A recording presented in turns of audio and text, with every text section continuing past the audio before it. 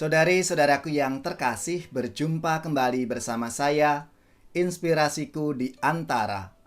Renungan Harian Kamis 15 Juli.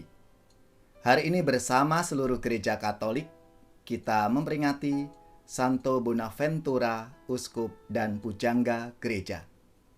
Semoga kita semua bersama keluarga, komunitas kita selalu dalam keadaan baik, tetap sehat dan bersemangat.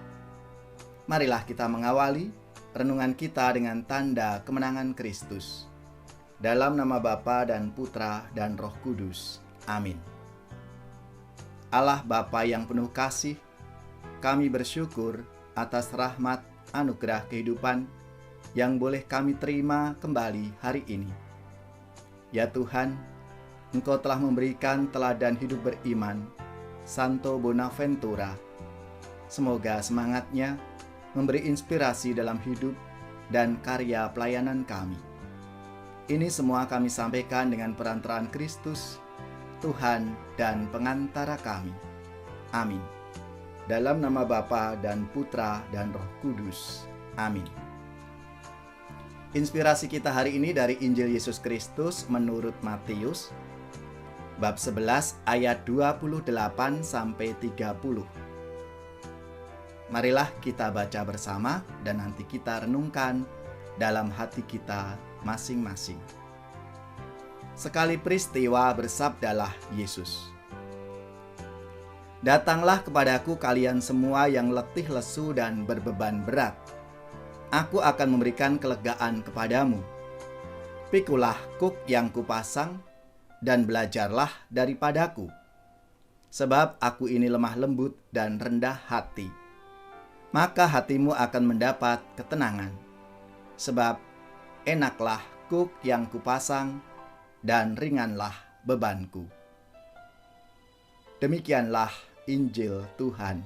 Terpujilah Kristus. Saudari-saudaraku yang terkasih, selamat dan profisiat untuk gereja, paroki, lembaga, dan saudara-saudara yang hari ini pesta nama pelindung Santo Bonaventura. Semoga semangatnya memberi inspirasi dalam hidup dan karya pelayanan kita.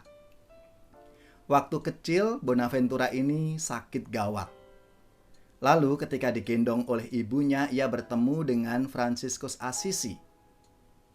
Lalu Fransiskus Assisi memberi berkat dan berseru, "Oh Bonaventura," artinya, betapa baik kejadian ini. Lalu kata-kata itu diabadikan sebagai nama anak itu hingga sekarang menjadi Santo Bonaventura. Setelah ditabiskan sebagai imam Fransiskan, ia juga menjadi pembesar umum Ordo Fransiskan, lalu diangkat menjadi kardinal. Ia berjuang bersama saudara-saudara Fransiskan untuk menjadi saksi Kristus yang tersalib. Saudari-saudaraku yang terkasih, pasti kita pernah merasa kehausan.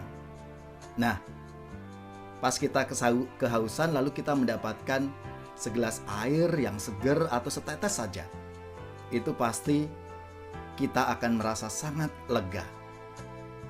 Nah, kelegaan semacam inilah yang hari ini ditawarkan oleh Tuhan Yesus di dalam sabdanya.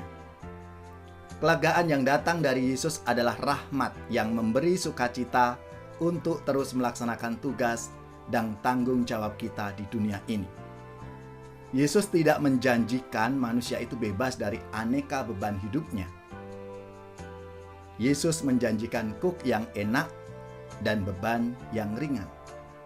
Mungkin kita bertanya-tanya, apa itu artinya?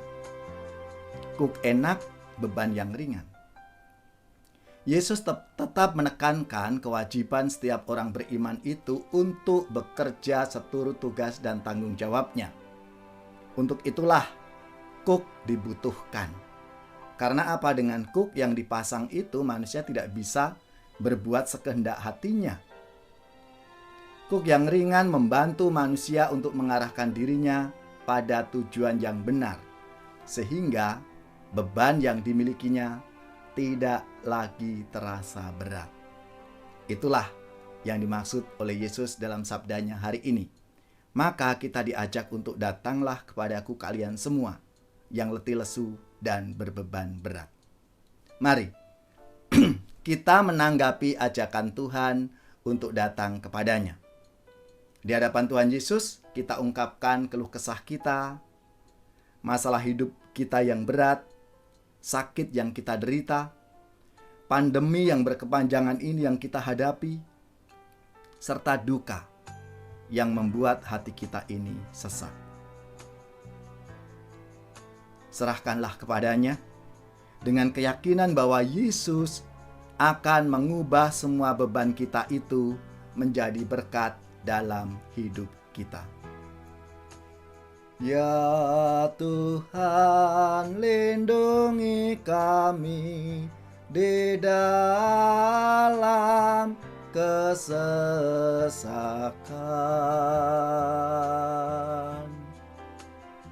Marilah kita mengakhiri renungan kita dengan mohon berkat Tuhan. Semoga saudara-saudari sekalian, keluarga-keluarga, komunitas kita, orang-orang yang kita doakan, mereka yang sakit, terutama saudara-saudari kita yang terpapar COVID-19, diberikan semangat, kekuatan dan rahmat kesembuhan. Seluruh tugas, belajar, pekerjaan, usaha serta karya pelayanan kita dibimbing, dilindungi dan diberkati oleh Allah yang Maha Kuasa, Bapa, Putra dan Roh Kudus. Amin.